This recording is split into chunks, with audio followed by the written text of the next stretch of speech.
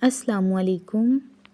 آج کی ہماری پیاری سی کہانی ہے اندھیروں کا راز۔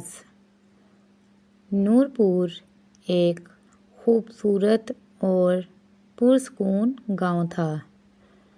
یہ گاؤں سبز کھیتوں اور میٹھے چشموں کے لیے مشہور تھا۔ یہاں کے لوگ ایک دوسرے کے دکھ سکھ میں شریک رہتے تھے۔ محبت، خیر خواہی اور بھائی چارہ یہاں کی پہچان تھی۔ گاؤں کے بیچ میں ایک پرانا برگد کا درخت تھا۔ شام کو سب لوگ وہاں جمع ہوتے، بچے کھیلتے، عورتیں پانی بھرتیں اور بزرگ کہانیاں سناتے۔ لیکن گاؤں کے مشرقی کنارے پر ایک پرانی حویلی تھی۔ اس حویلی کو سب اندھیروں والی حویلی کہتے تھے۔ کہا جاتا تھا کہ وہاں جن بھوت رہتے ہیں اور جو بھی اندر گیا واپس نہ آیا۔ لوگ اس کے قریب سے بھی گزرنے سے کتراتے تھے۔ رات کو وہاں سے عجیب آوازیں آتی تھیں، چرچراہٹ، سرگوشیاں اور کبھی ہنسی کی آواز۔ گاؤں والے اس جگہ کو منحوس سمجھتے تھے۔ اسی گاؤں میں ایک لڑکا رہتا تھا۔ اس کا نام عادل تھا۔ عادل نڈر اور تجسس پسند تھا۔ وہ نئی باتوں کو جاننے کے لیے بے قرار رہتا تھا۔ وہ اکثر اپنی ماں سے پوچھتا، اماں، سب حویلی سے کیوں ڈرتے ہیں؟ ماں خوف زدہ لہجے میں کہتی، بیٹا، وہاں جانے والے کبھی واپس نہیں آئے۔ مگر عادل کو تسلی نہ ہوتی۔ اس کے دل میں ایک ہی بات رہتی کہ آخر یہ حویلی کیوں منحوس ہے؟ کیا یہ سب صرف وہم ہے یا حقیقت؟ ایک رات چاندنی چاروں طرف پھیلی ہوئی تھی۔ ہوا میں عجیب سی سرسراہٹ تھی۔ عادل نے فیصلہ کیا کہ آج وہ راز جانے گا۔ اس نے اپنے دوست فراز کو ساتھ لے لیا۔ دونوں ہاتھوں میں لالٹین پکڑ کر نکلے۔ گاؤں کی گلیاں سنسان تھیں۔ کتے زور زور سے بھونک رہے تھے۔ اندھیروں والی حویلی ان کے سامنے تھی۔ وہ دروازے پر پہنچے تو اچانک چرچراہٹ ہوئی۔ دروازہ خود بخود کھل گیا۔ فراز ڈر کے کانپ گیا۔ اس نے کہا، عادل، واپس چلتے ہیں۔ مگر عادل نے ہمت کی، نہیں فراز، آج یہ راز کھلے گا۔ وہ اندر داخل ہو گئے۔ اندر بدبو اور سناٹا پھیلا ہوا تھا۔ دیواروں پر پرانے چراغ لٹک رہے تھے۔ کچھ چراغ خود بخود جل اٹھے۔ سیڑھیوں سے قدموں کی آہٹ سنائی دی۔ دونوں اوپر کی طرف بڑھے۔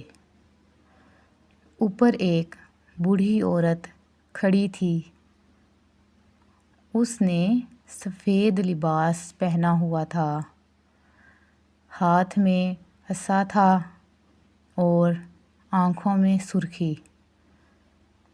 وہ گہری آواز میں بولی، کون ہے جو میرے سکون کو توڑنے آیا ہے؟ فراز خوف زدہ ہو کر پیچھے ہٹ گیا، مگر عادل نے ہمت کی۔ میں عادل ہوں، نور پور کا رہنے والا۔ میں جاننا چاہتا ہوں کہ یہ حویلی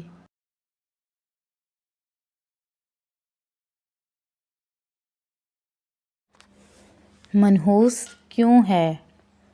بوڑھی عورت نے گہری سانس لی۔ یہ حویلی کبھی روشنی سے بھری تھی۔ یہاں نیک بادشاہ سلیمان رہتا تھا، مگر ایک غدار وزیر نے سازش کی۔ اس نے جادوگرنی سے مل کر جادو کرایا۔ پوری حویلی اندھیروں میں ڈوب گئی اور لوگوں کے دلوں میں ڈر بھر گیا۔ جادوگرنی نے کہا تھا، جب تک کوئی نڈر انسان سچائی نہ تلاش کرے، یہ لعنت ختم نہیں ہوگی۔ عادل نے فوراً پوچھا، میں کیا کر سکتا ہوں؟ عورت نے کہا، تہ خانے میں ایک صندوق ہے، اس کی حفاظت ایک خوفناک سایہ کرتا ہے۔ عادل اور فراز آگے بڑھے۔ تہ خانے کا دروازہ چرچرا کر کھلا۔ اچانک ایک کالا سایہ نمودار ہوا۔ اس کی آنکھیں انگاروں کی طرح جل رہی تھیں۔ سایہ دھاڑا، کوئی بھی آگے نہیں جا سکتا۔ عادل نے دل میں اللہ کا نام لیا۔ اس نے کہا، میں سچائی کے لیے آیا ہوں۔ سایہ غصے سے چیخا اور حملہ کیا۔ عادل نے لالٹین آگے بڑھائی۔ روشنی سیدھی سائے پر پڑی۔ سایہ تڑپنے لگا اور دھوئیں کی طرح غائب ہو گیا۔ دونوں اندر گئے۔ وہاں ایک پرانا صندوق رکھا تھا۔ عادل نے صندوق کھولا۔ اندر ایک پرانی کتاب رکھی تھی۔ کتاب کے پہلے صفحے پر لکھا تھا، روشنی ہمیشہ اندھیرے کو شکست دیتی ہے۔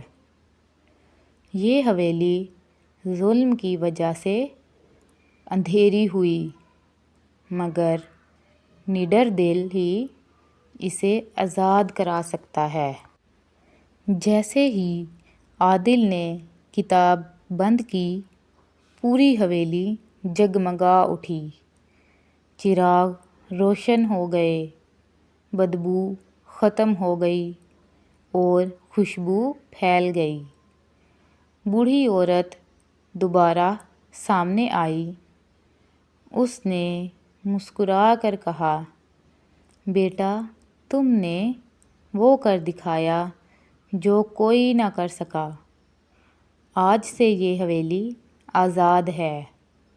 صبح جب عادل اور فراز گاؤں واپس آئے، سب حیران تھے۔ اندھیروں والی حویلی روشنی سے جگمگا رہی تھی۔ لوگ خوشی سے جھومنے لگے۔ عادل نے کہا، اندھیرا صرف وہاں ہوتا ہے جہاں ہم سچائی سے منہ موڑتے ہیں۔ اگر ہم ہمت اور ایمان کے ساتھ قدم بڑھائیں تو کوئی اندھیرا ہمیں روک نہیں سکتا۔ گاؤں کے بزرگوں نے دعا دی۔ انہوں نے کہا، بیٹا، تم نے حویلی کو آزاد کرایا اور ہمارے دلوں سے بھی ڈر نکال دیا۔ یہ کہانی ہمیں سبق دیتی ہے کہ ڈر ہمیشہ وہم سے بڑا ہوتا ہے۔ سچائی اور ہمت اندھیروں کو شکست دیتی ہے اور ایک نڈر شخص پورے معاشرے کے لیے روشنی بن سکتا ہے۔ شکریہ۔